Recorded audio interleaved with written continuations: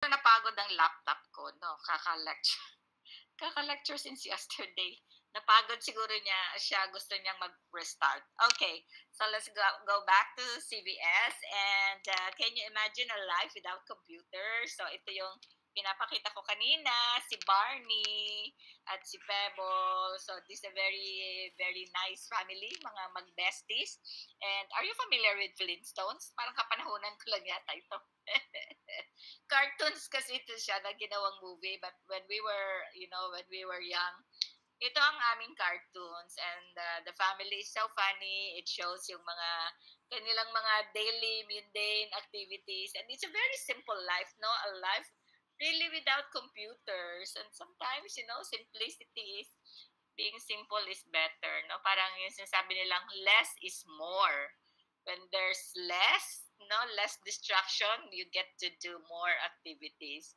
And nowadays, ang daming distraction, no? Say, ang daming, everything is at the tip of your finger, ng mga mga gagawin mo, no? Pindot-pindot ka lang. Samantalang noon, you really have to work and, manipulate yung buong body mo, no, to do something. Ngayon, with the kamay, napakadali. Minsan palakpak lang, minsan boses lang. Hey Siri or Alexa, no? Especially now na ang mga bahay, mga smart homes, no? So with smart TV, smart house, everything digitalized, no? Mga remote control na. So what's a life without computers? Para sa akin, okay lang. Kasi naranasan ko naman, and we enjoyed our childhood, no? Climbing mango trees, no, nanghuhuli ng mga salagubang, mga butterflies. I don't know kung naranasan niyo yan. Na umaakyat ng punong santol, ng mga bayabas, doon ka kumakain sa taas, no, kahit may mga langgam-langgam. Minsan may mga kagat-kagat ka, pero sige lang, enjoy pa rin, no. So kasi walang gadget, so there's nothing to do.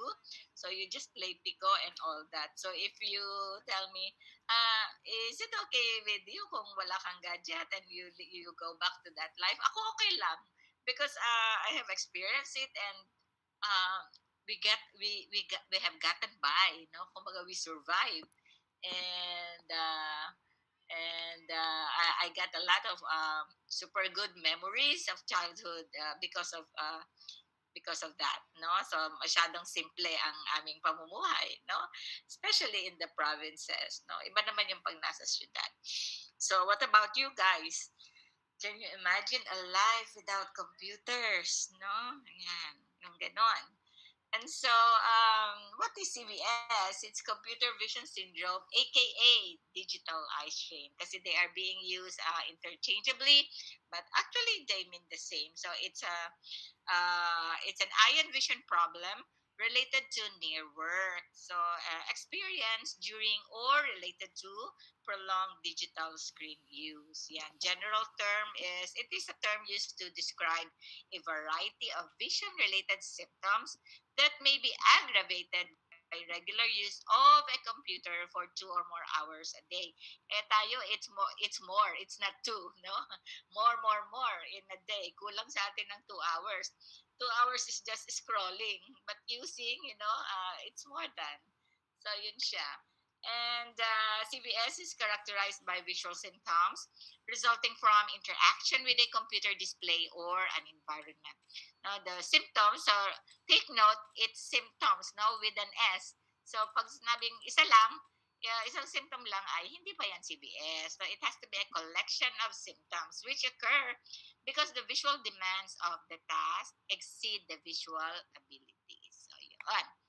And the risk factors are the following. So, ano bang nakaka-aggravate pa sa kanya, no? So, spectacles, no? When a person is wearing eyeglasses, sometimes the patient experiences redness, so, no, calor, dolor, calor, yan, mga ganyan. They experience eye redness, and it's because of non-blinking perhaps, no, and probably the error is not fully corrected, no, and it is prevalent in contact lens wearers than non-contact lens wearers. So bakit? Kasi with the contact lens on, syempre the cornea is a little compromised kasi may nakapatong sa kanya and somehow it affects the oxygen supply. No? So, although depende yan sa type of contact lens use. So, di ba may high water, low water, mid water, or depends on the material using the simple HEMA or the SiHy or silicone hydrogel. So that depends. But I will have to agree it's really prevalent in contact lens wearers. No? And also, another risk factor is the distance of the screen from the eye. So the nearer you are, probably it might cause more problem with the patient. Now, also the height and inclination of the monitor. So you're talking about ergonomics here, and which aggravates the condition, no? Nagkakaroon ng mga CVS symptoms. And then the glare and reflection coming from the screen also adds up. And the pixels, no? These pixels are, yung mga blurred edges are pixels. So pag sinabi mo, ay, ang picture pixelated. So it's blurry, no? They're blurry edges. No? So, kasi pixelized ang mga images. No? Para siyang squares forming one image. So, it is pixelated and the pixels are actually adding to the risk factors. Now, the prevalence of CBS is about 70% daw of computer workers worldwide report having vision problems, and there's alarming increases in the number of people affected. That's alarming, and especially now, probably it's not just 70% now, it probably because every day or every minute of the day nadadagdagan ng gumagamit ng computer or gadget kasi maraming pinapanganak, so they come of age na marunong na sila mag-grab ng gadget, and so lalo nagkakaroon ng CVS, and it is more prevalent among the male than the female. So in the illustration or in the pie here, this is a frequency distribution of substandard computer center associated health disorder. So ano ba yung mga yan? Ang pinaka-winner masyado, no? Computer, CBS. No? And then, ano pang meron dyan? Merong hearing problem, RSI, yan yung repetitive sustained injuries, no? And then the musculoskeletal disorders, which is associated with the poor ergonomics. So, yan ang distribution. Now, what are the symptoms of CVS? So, these are the collections of symptoms like merong eye strain, the patient experiences a burning sensation, blurred vision or double vision, gritty sensation like the feeling of parang may buhangin, no? Like indicative of dry eyes, photophobia or glare, back and neck pain due to poor ergonomics, headache, no? And these are all aggravated by either poor lighting or glare or improper workstation setup, or it could be due to uncorrected error, no? So isa-isahin natin yung symptoms na yan. Now, eye strain occurs when our eyes or the eyes gets tired from intense use, such as, for example, driving a car for extended periods, reading or working at the computer, or if you have any eye discomfort caused by looking at something for a long time, then you can call it eye strain. No? But the eye strain associated with the CVS isn't really serious and goes away upon resting the eyes. Okay. Next is blurred vision. Now, EOR, uncorrected, may add to the visual stress, and also blurred vision may be caused by the onset of presbyopia, which may give eye fatigue and difficulty reading at near. So that's one. No? Another symptom would be double vision. So this is triggered by fatigue, lalo na pag matagal lang exposure mo in front of your computer. No, but then this one is only temporary. No, so ano lang yan siya. It's a transient. It's just part of the CVS. Okay. Now, what about dry eyes? This is the most common. Especially when the worker is in a working environment that has sealed office or there's reduced air circulation, and then aggravated even nakasuot ng contact lens si pasyente, ano? Kasi wala nagsisirculate na air, so nagdi-dry ang mata, especially when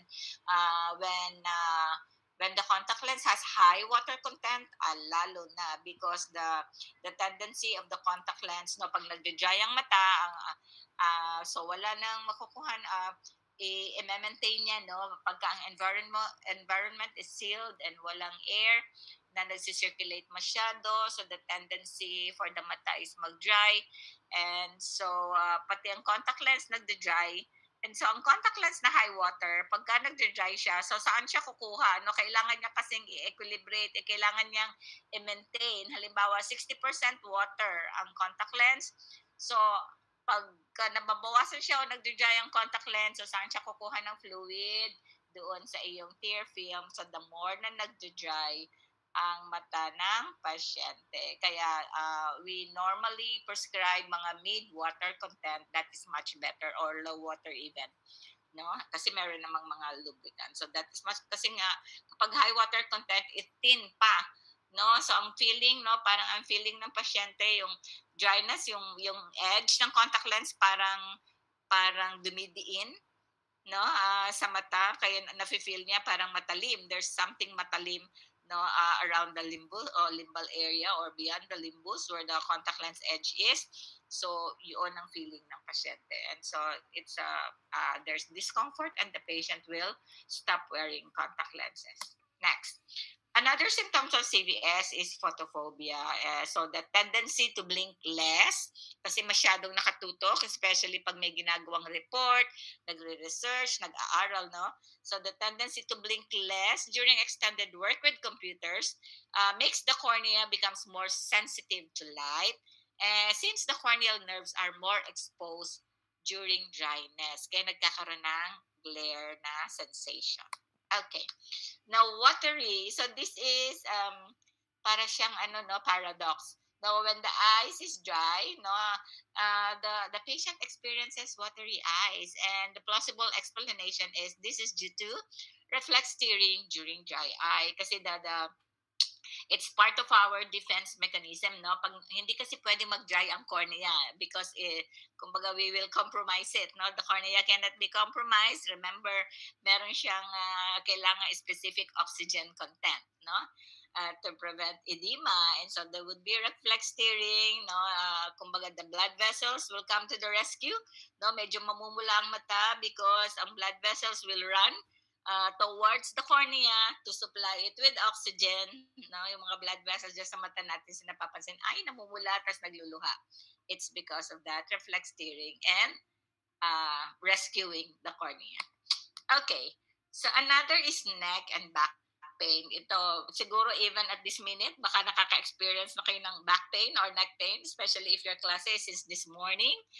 This is due to poor ergonomics, poor posture, or straining muscles of neck and the back. No? So baka ang position nyo ng pagkakaupo, pagkakahiga, pagkakatagilid, baka hindi maayos, no? And the position of your monitor, probably it's below your line of sight, too below, masyadong below.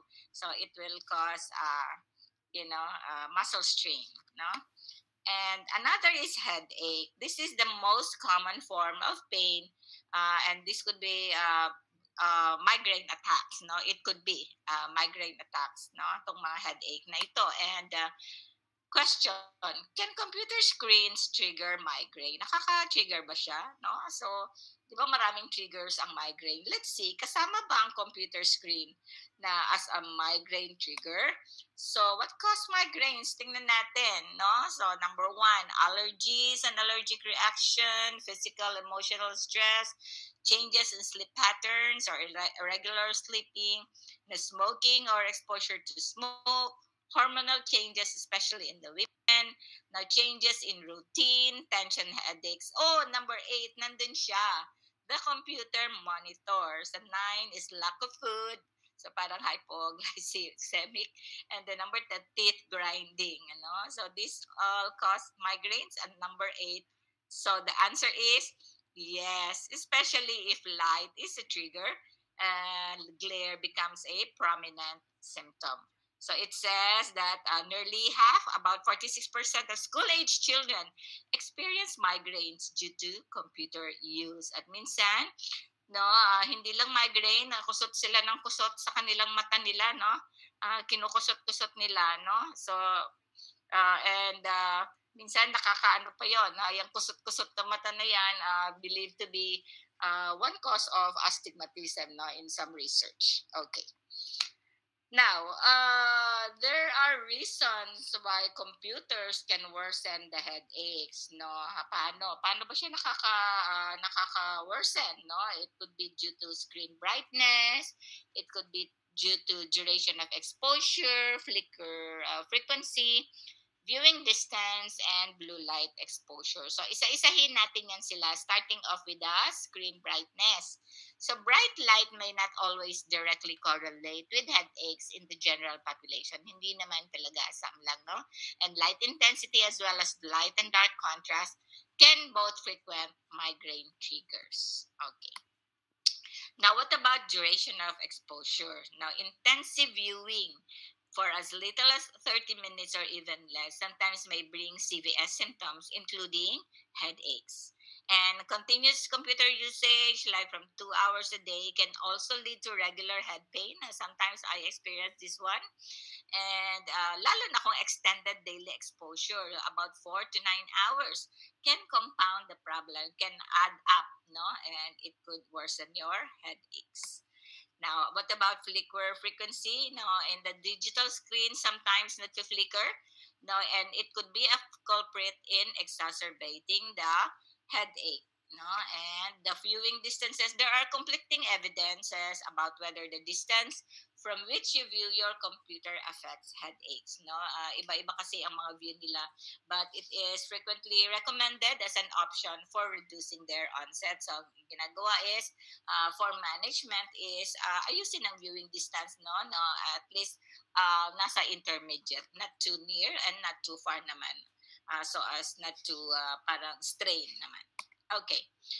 What about blue light exposure? So certain colors of light can be a primary catalyst for headaches and migraine attacks, no? Specifically along the blue and the green spectrum. So in addition, blue light is also believed to impact sleep patterns and other biological processes. So this is the reason why ang daming nauusong mga lenses ngayon, 'di ba? Yung mga blue blocker, anti-blue light, yung mga ganyan. So later pag-usapan natin 'yan.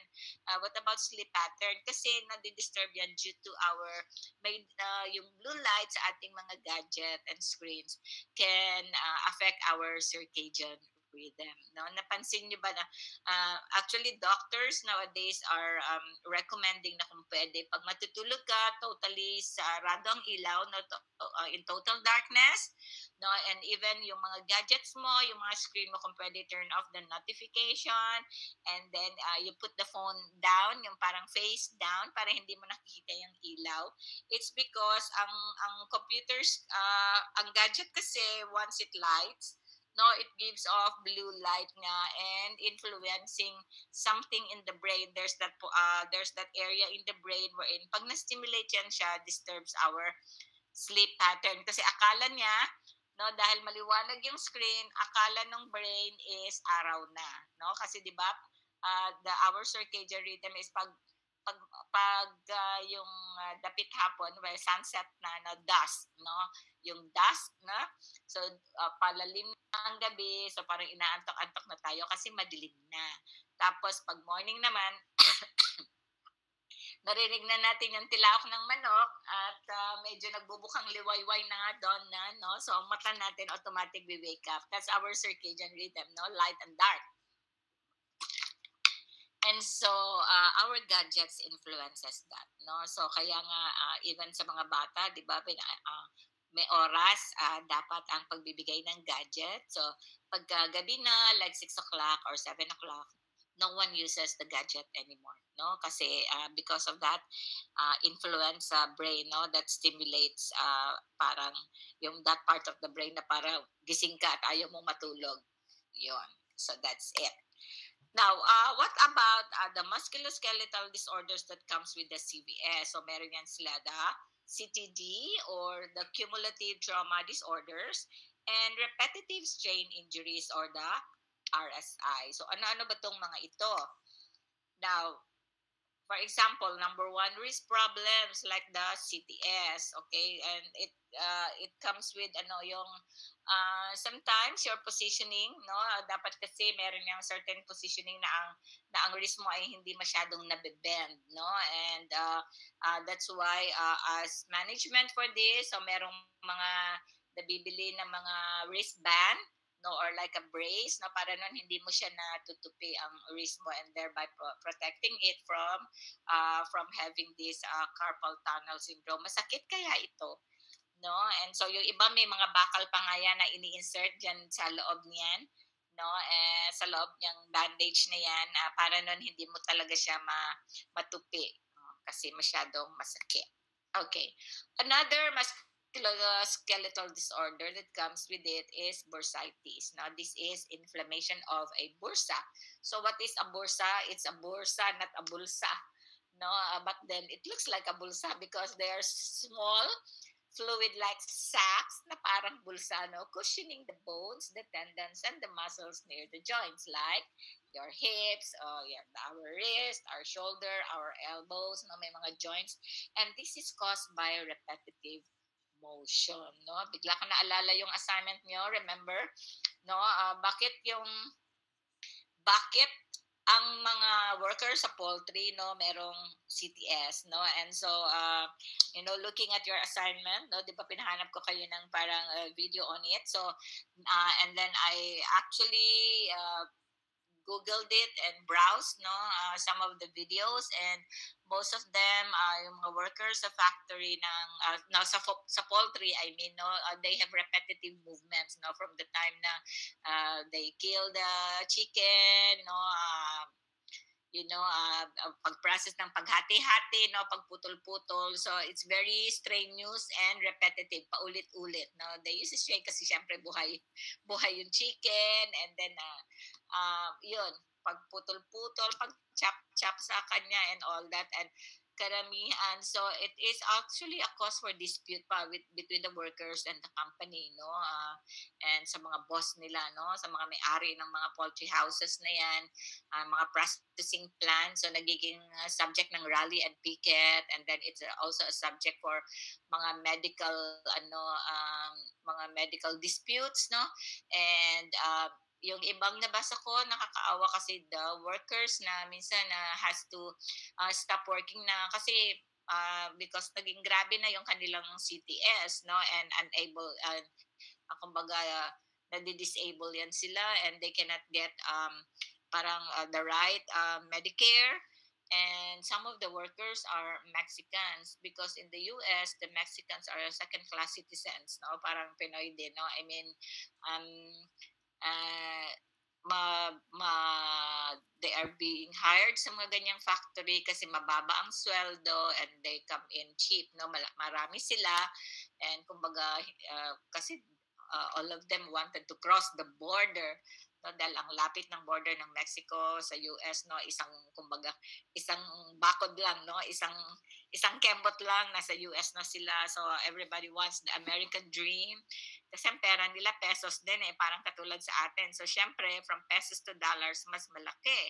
And I know of some Mexicans na mga professionals, no, mga CPA, yung iba mga nurses, and no, I mean not nurses, yung mga like engineer, no, sa kanila, pero pag pumupunta sa US, they work as factory workers, they work in the restaurants, they serve food, they work in the casinos, no, they become dealers, and then they work as caregivers, no, and so yun ang kanilang plight. So karamihan ng nagrereklamo dito sa may CTS na to sa poultry in the US, nakita ko mga Mexicans. Okay. And it was also an experience, no, seeing them when I had when I stayed there in the US. Okay, so let's go. Let's proceed. And another musculoskeletal disorders are muscle strains. Like example nito is the neck tension syndrome. So this is a neck pain, stiffness, and muscle spasm. Diba? Ako minsan I can experience this one. Parang feeling ko, parang nanigas ang aking leeg, no? Parang I cannot move, masakit, no? So I had to, stop, take a break for some few minutes or seconds, and then slowly, rotate my head, look side to side, up and down. So medyo exercise to, I do head rotation na very slowly lang kasi baka ako mag-vertigo, and because of too much tutok in front of our gadgets, no, the forward head posture that we assume when we work in front of our tables, in front of our computers, adds up to this disorder. Okay, another tension disorder is De Quervain disease or tenosynovitis. Tenosynovitis. Now, it's called the trigger finger. So, it's a painful condition affecting the tendon of the thumb side of the wrist. So, this is not CTS, pero medyo similar, no? Kasi may masakit ang tendon, no? And there is an inflamed tendon because of a swollen synovium, no? So, because of repetitive movement din yan, no? Sa iyong, like sa yung mouse ng computer mo and all that. So, that's tenosynovitis. Okay, De Quervain. Now, who are affected with CBS? So, sino ba ito? So, children of school age. Pero ito, I will have to disagree kasi yung children, even not yet school age, is gumagamit na rin ng computer. So, they are at risk. No? So, pabata na ng pabata. Now, affected are also teenagers like students, the adults who are workers and employees, the presbyopes who are 40 years old and above. And who are these people? No, these are the texters, the content creators, the vloggers, the TikTokers who spend so much time in front of their computers. No, they are also affected. No, yan sila. So, even students nga, no, aside from parang schooling, so sometimes some of them are content creators, and so they spend, imbis na napapahinga sila, no, after ng school, so patuloy ang gamit sa gadgets because naggagawa ng content, no, they are vloggers or TikTokers, so it adds up to the risk factor. Okay, so how do we diagnose? Of course, performing a comprehensive eye examination. So, hindi ko na iisa-isahin ito because you already know what these comprehensive eye examinations are. No? Ano mga procedure ba ang nandyan? Okay, so how do we manage CBS? So, kanina, may mga problem tayo, no, na show na natin ito, yung mga problem with headaches and mga CBS. So, tingnan natin. So, when it comes to screen brightness and flicker frequency, so what do we do? So, we can tell the patient to adjust the brightness of the monitor screen or use filters or mga anti-glare filters, mga screen guard which can be bought sa mga Shopee or TikTok shop. No, marami yan. Okay.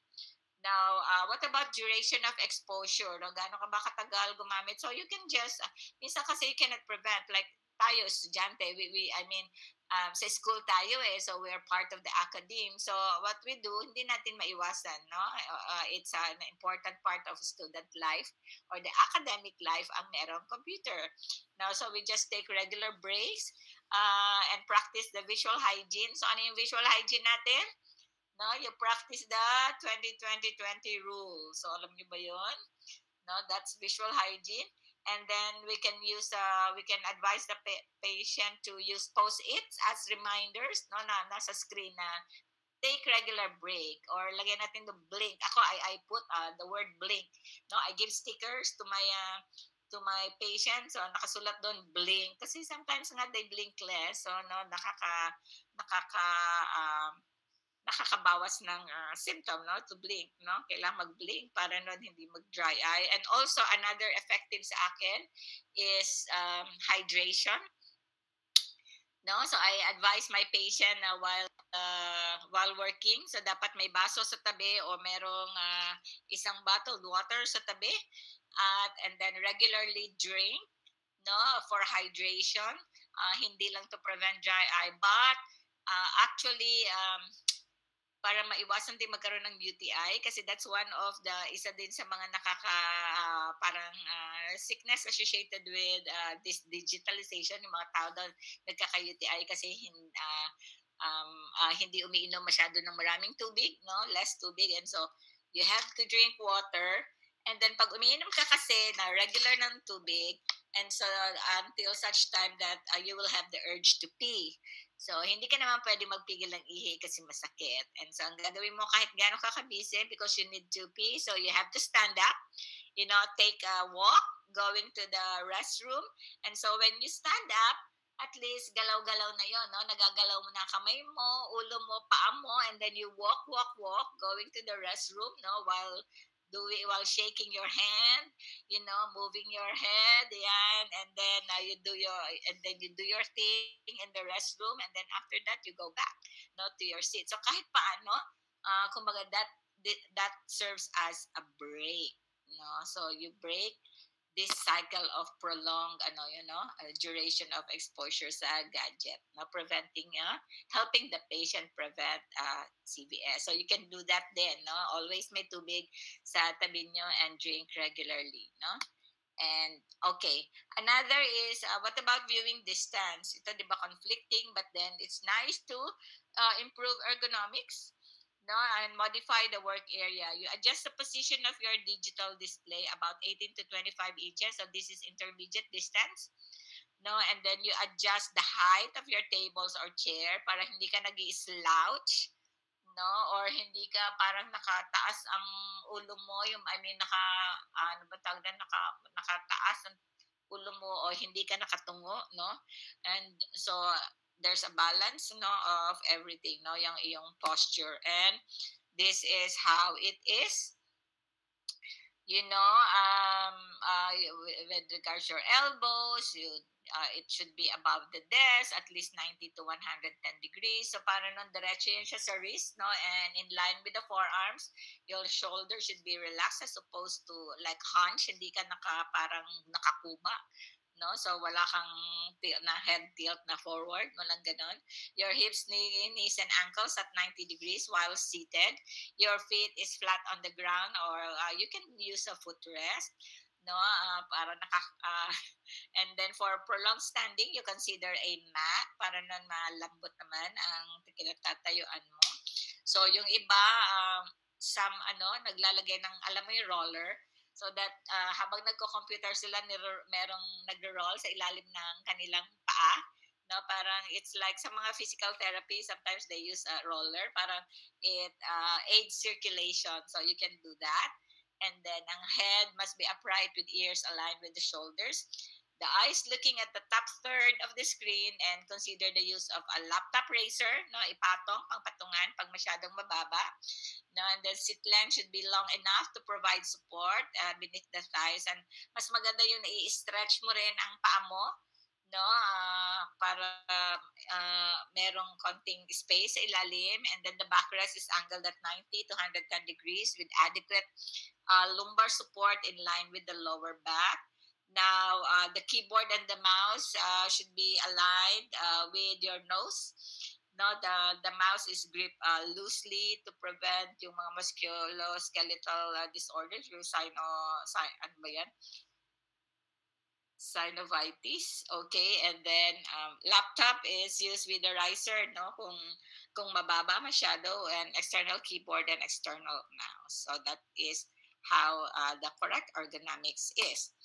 Now, another ito, blue light exposure. So ito, madali lang, no? Because in the optometry business or in the optical, we can use or prescribe appropriate tints, no? We have blue blocker lenses, we have anti-UV lenses, we have anti-radiation lenses. Ang dami nito, no? There are generic, and there are mga branded, like katulad ng Hoya or Essilor, no? So, yan. So, kung hindi kaya ni pasyente yung masyadong mahal, so there are naman mga generic brands, no, not so expensive na kaya ng bulsa ng ating pasyente. Okay, so what conclusions can we draw out of this CVS? So with advanced technology, computer has become a common tool. So hindi na nga maiwasan, no, in schools and workplaces, no, pati sa mga games, computer na rin, no? Yung mga dating mga ball games, yung iba nakikita mo na sa computer game, no? Meron silang counterpart, no? And then 75% of daily activities of all jobs involve the use of computer na rin, no? So as recommendations to this concern, so adequate education about CVS and its prevention among people at risk is highly recommended. And special attention should be given to young population, including children, especially children, no? So kaya nga regular eye exams, vision screenings are crucial to monitor any damage that may be worsening. So for children nga, meron tayong PVB, yung Prevention of Blindness program. No, ginagawa natin yan. We go to school. No, it's part of the campaign of IPAO. No, kasama tayo mga opto. No, so eyeglasses for computer use may be necessary with special lens designs, tints, or coatings. No, and you follow the visual hygiene, the 2020 rule. No, alam niyo to take a break. No, you glance away from the screen every 20 minutes. You focus on an object approximately 20 feet away. You just look at far for at least 20 seconds. So you just count, no? 1001, 1002, 1003, 1004. No? Hanggang makaabot sa 20 seconds. Sandali lang naman yan. And then we adjust computer settings, change like the contrast, the brightness, and font size as necessary. Another recommendation is the use of vision therapy or vision excuse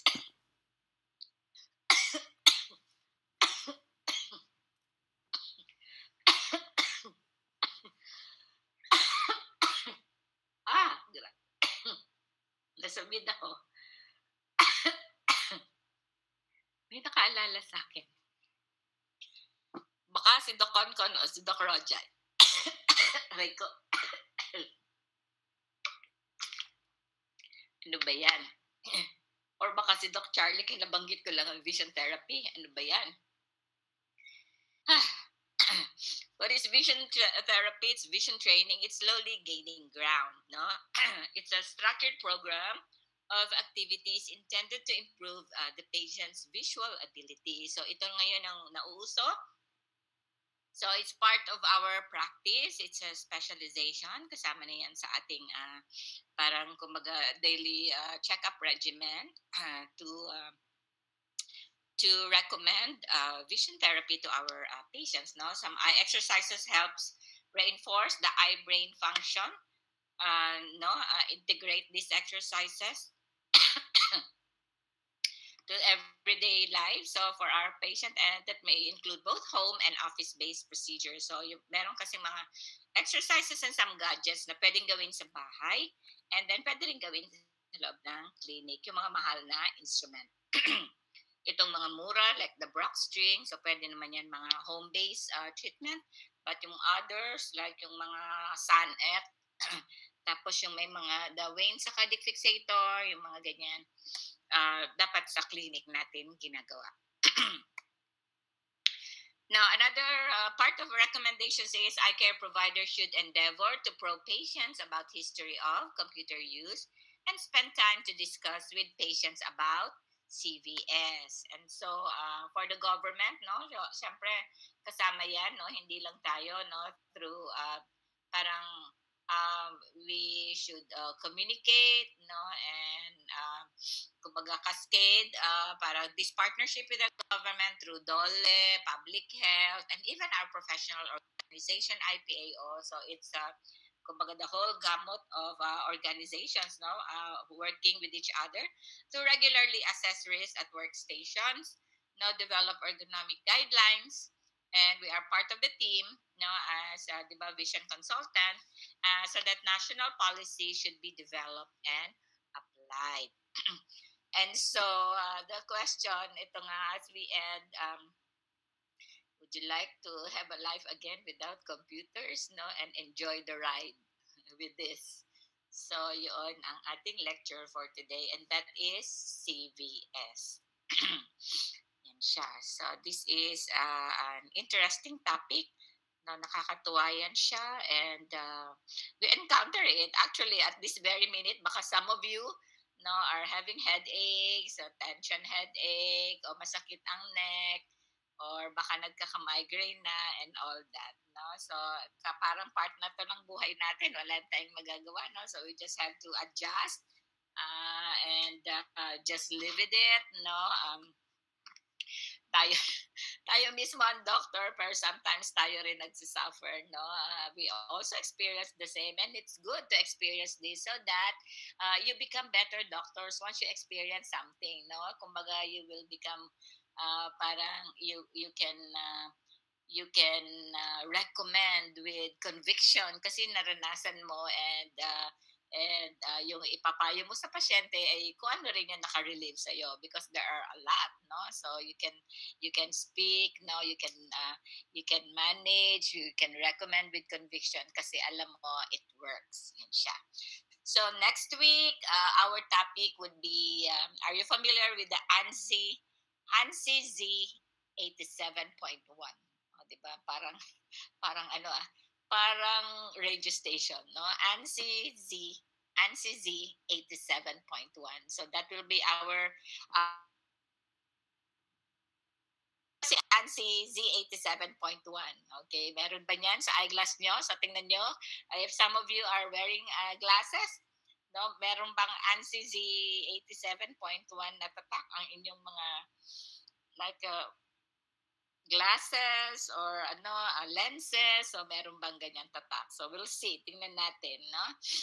Especially if you're using the polycarb, mga ganyan, kung ganyan ang mga lens nyo, so let's see, tingnan natin, saan ba yan ginagamit at kailan ba yan ginagamit. So that will be our topic next week. And so with this, so you can go except Miss Padernal. Okay, so do you have any questions so far? So i-open ko pa yung inyong homework kung lahat ba ay naka-upload na. And of course, yung mga late uploaders, no, so will receive corresponding deduction, no. So I hope that you were able to submit on time. Okay, guys. So with this, goodbye and have a nice day ahead of you. God bless everyone. Okay, so you may now go. Si Miss Padernal lang maiwan. Okay, thank you guys kung wala na kayong question. Anyway, you can reach out. You can reach out to me you can just DM me. Okay, bye guys. Thank you po, Doc. Okay, ingat kayo. Bye, Doc. Thank you po. Thank you po. Bye.